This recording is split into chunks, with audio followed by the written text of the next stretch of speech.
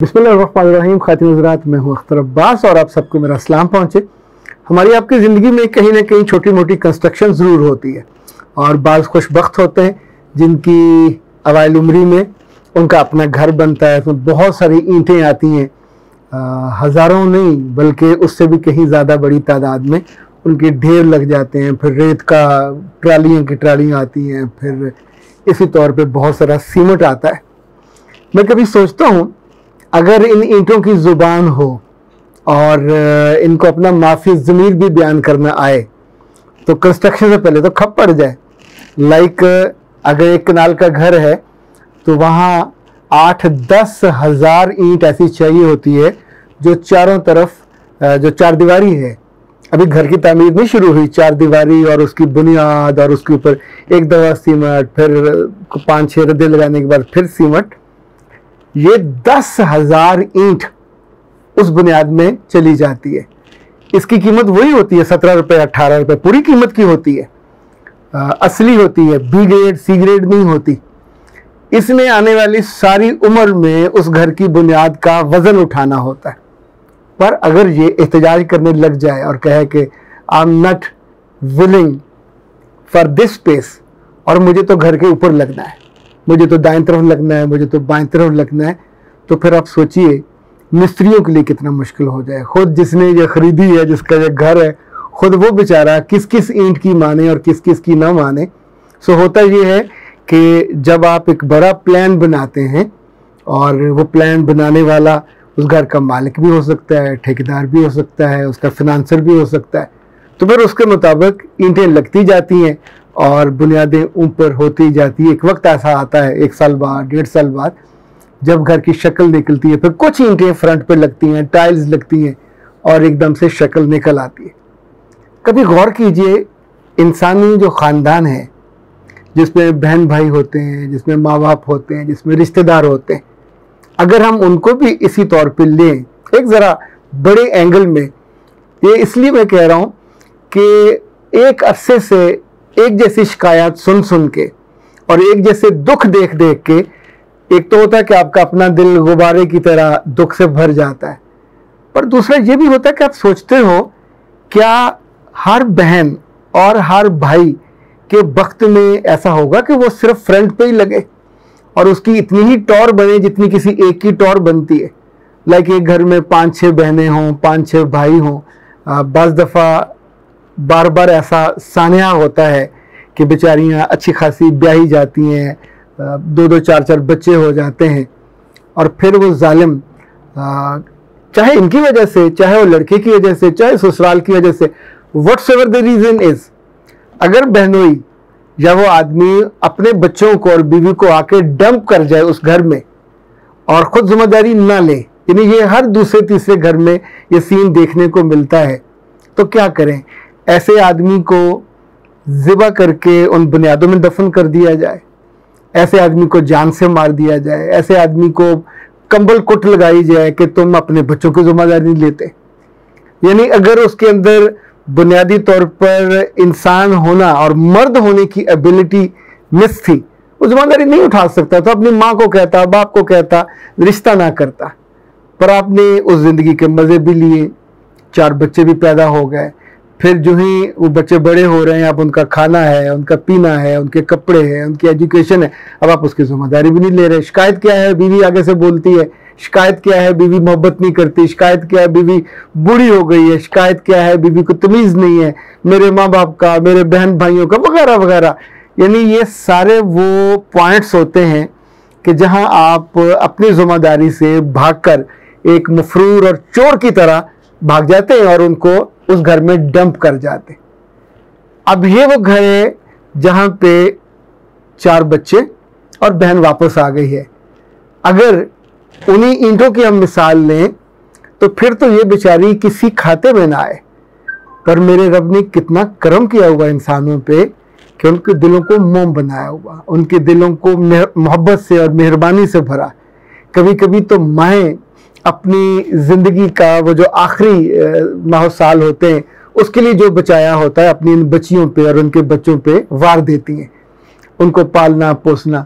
लेकिन इस वाले मामले में जो सबसे बुरा होता है आम तौर पे, वो ये कि ये आने वाली लड़की सबसे ज़्यादा तंग करने का बायस बनती है। वो जहाँ उसने अपने मियाँ को तंग किया होता है, उससे लड़की आई होती, तो यहाँ भी आके वो अपनी माँ को, बाप को, बहन भाइयों को, सबको बिल्कुल जाहिलों की तरह ब्लेम करने लगती है कि तुम्हारी वजह से कोई माँ और बाप, कोई बहन भाई किसी जंगली और किसी अहमक के सुपुर्द अपने बच्चों को नहीं करते। अब आप अपने उस मियाँ के साथ इतने माह साल गुजारने के बाद भी उसका दिल नहीं जीत सके, उसके रिश्तेदारों को नहीं जीत सके, और वहाँ से उसने वॉमिट कर दिया है, ऑलमोस्ट इट्स अ वॉमिटिंग, कि उसने अपनी ज़िंदगी से आपको निकाल बाहर किया, अभी डिवोर्स नहीं किया, और आप नई जगह पे आके, पुरानी जगह पे आके अम्मा के पास, बहन भाइयों के पास, बजाय इसके कि वहाँ आके ज़्यादा हम्बल हो जाओ, ज़्यादा सबमिसिव हो जाओ, उस घर को ऐसे ओन करो कि आप उस घर में बोझ ना बनो। उस घर की खूबसूरती या उस घर की आसानी में अगर बहनों का बोझ बांट लोगे, खाने पीने का बांट लोगे, सफाई का बांट लोगे, कितने सारे काम होते हैं। रहम खाना एक ऐसी इस्तिलाह है कि जिसमें आप मजलूमों पर रहम खाते हैं, पर अब याद रखिएगा ये रहम मुफ्त में नहीं खाया जाता।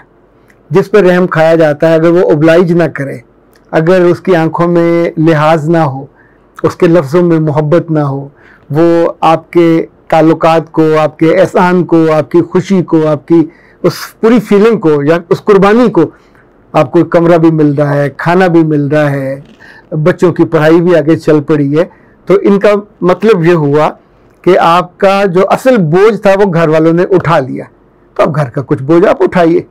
अगर आपने बैठ के सारा दिन रोना है और सारा दिन उसको बुरा भला कहना है, तो अब आपकी वजह से इस घर में कॉम्प्लिकेशन शुरू हो जाएगी, और ये कॉम्प्लिकेशन खुद आपके बच्चों के लिए और आपकी ज़िंदगी के लिए तबाहकुन होगी।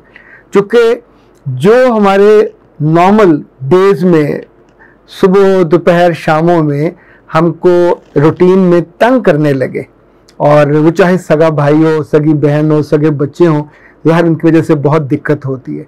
तो मुझे लगता है कि आपसे ये बात ज़रूर कहनी चाहिए, करनी चाहिए। खुदा न खास्ता अगर ऐसा सानेहा, ऐसा वाक़या किसी घर में हो जाए, तो उस बीबी को वापस आके ना तो अपने आप को ज़हनी मरीज़ इस्टेब्लिश करना चाहिए कि ओ माय गॉड मैं जुल्म से मारी गई, रुड़ गई और मैं पागल हो गई हूँ। क्योंकि पागलपन पे पैसा लगता है, पागलपन का इलाज कराना पड़ता है। अब पागल अगर खुद ज़हनी तौर पे आमादा ना हो तो उसका इलाज नहीं हो सकता। आप पागल रहने की फेज़ में, कैफियत में कंफर्टेबल हो जाओगे तो बच्चे आपके हैं या उस आदमी के जो छोड़ गया। अब इनको आपकी बहन संभाले, आपका भाई संभाले, आपकी अम्मा संभाले या अब्बा संभाले, तो उनके ज़ुम्मे के एक्स्ट्रा काम लग गया। और एक्स्ट्रा काम इसलिए लग गया कि अल्लाह ने उनके दिल को मेहरबान बनाया। ये इसीलिए एक फैमिली होती है, ख़ानदान होता है कि किसी एक पे अगर धूप ज़्यादा पड़े तो दूसरे संभाल लेते हैं। लेकिन हमारी सोसाइटी में मैंने देखा कि ये जितनी जिम्मेदारी है, जब होले होले बहुत तकलीफ से बोझ बनने लग जाता है।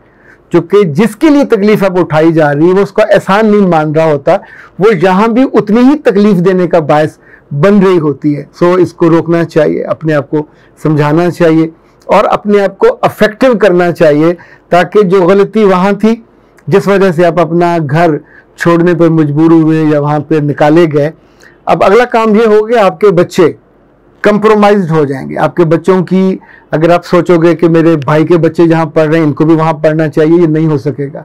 बहन के बच्चे फलां जगह पढ़ रहे हैं, ये बच्चे वहाँ क्यों नहीं पढ़ रहे, तो ये नहीं होगा। अब आपको ज़िंदगी ज़रा डिफरेंट अंदाज में देखनी होगी कि जितनी जल्दी हो सके, क्योंकि आपका मियाँ अगर वापस नहीं आ रहा, उसने डिवोर्स कर दिया है, जब छोड़ के चला गया या मुल्क से बाहर चला गया, तो इस सूरत में, हर सूरत में आपको एक प्रैक्टिकली माँ के तौर पे, प्रैक्टिकली जिसे वाइज औरत कहते हैं, विजडम के साथ, दानाई के साथ देखना होगा कि आपके बच्चे आम बच्चों के तौर पे स्कूलों में ना खपे ना पड़े। उनके पास बहुत लंबा वक्त नहीं होगा। आपकी ज़िंदगी में जो मिजरी है वो मुश्किल दूर करेंगे आपके बच्चे, चूँकि अल्लाह का निज़ाम है ये, और अल्लाह ने आपकी कोख से उनको परवान चढ़ाया, उनको दुनिया में भेजा। उनके दिल में आपकी मोहब्बत सबसे ज़्यादा होगी, उनके दिल में आपकी खिदमत सबसे ज़्यादा होगी। सो उनको एहसास जितना अपनी माँ का या आपस में बहन भाइयों को होगा, तो अब आपको पहली फुर्सत में उनको आपस में बाइंड करना होगा, नंबर 1। नंबर 2, उन्हें अपने खालाओं के साथ, अपने मामुओं के साथ, अपनी नानी और नाना के साथ बाइंड करना होगा, अतात गुजारी में, उनकी मोहब्बत में, उनकी खिदमत में, चाहे दबाने में, चाहे भाग भाग के उनके काम करने में। ये मुश्किल वक्त है, ये आपको समझना है, संभलना है, ताकि आपके बच्चे उस घर में बोझ के तौर पे परवान ना चढ़ें। जो बोझ है वो फिर उतारा जाता है, और अगर ये मनपसंद हो जाए, बेटियों के बच्चे, बेटों के बच्चे माओं को, बापों को, बहन भाइयों को मनपसंद होते हैं, पर अपनी आदतों की वजह से, अपने किसी एक कमी, कोताही या ज़िंदगी में किसी जगह पीछे रह जाने की वजह से आने वाले दिनों में जो सफ़र है उसको खोटा नहीं करना चाहिए। और हर वक्त उस जगह जहाँ पे आप हो उसको, उसके माहौल को ख़राब करने की बजाय, उसको टेंस करने की बजाय, उसमें अपनी बातों से जहर भरने की बजाय उसको मीठा करना चाहिए। जैसे दूध का प्याला होता है, तो आप उसमें दूध नहीं बढ़ा पाए तो कम से कम अपनी मोहब्बत से, खिदमत से, या अपनी पिछली गलतियों के एतराफ़ में अपने तर्जुमे को इतना अच्छा करें कि दूध मीठा हो, और आपकी जब तक आपके बच्चे, और इस जगह अल्लाह ने आपको शेल्टर दिया हुआ है। एक बात मैंने देखा है कि ये वक्त गुजर जाता है, बुरा वक्त जो है रुकता नहीं है, टल जाता है। जैसे जैसे आपके बच्चे बड़े होते हैं, बेटा हो, बेटी हो, मुश्किल वाले जो बच्चे हैं ये जल्दी बहादुर बनते हैं, इनके अंदर जल्दी जिम्मेदारी आती है। और अगर माँ उनको साथ साथ समझाती, सिखाती, पढ़ाती रहे कि हमें जल्दी इन एहसानों से भी निकलना है और अपनी बुनियाद पे खड़े होना है। ज़िंदगी जब भी मुश्किलें लेके आती है तो डुबोने के लिए लेके नहीं आती। मेरे रब ने उन मुश्किलों के साथ आसानियाँ भी रखी हुई हैं। कुरान पाक का भी ये हुक्म भी है, मैसेज भी है, हर मुश्किल के साथ आसानी है, पर उसमें नाशुक्री के साथ और नादानी के साथ लंबा अगर आप सफ़र कर लेंगे तो वो फिर मुश्किल हो जाता है। अख्तर अब्बास को दीजिए इजाज़त। अस्सलाम वालेकुम।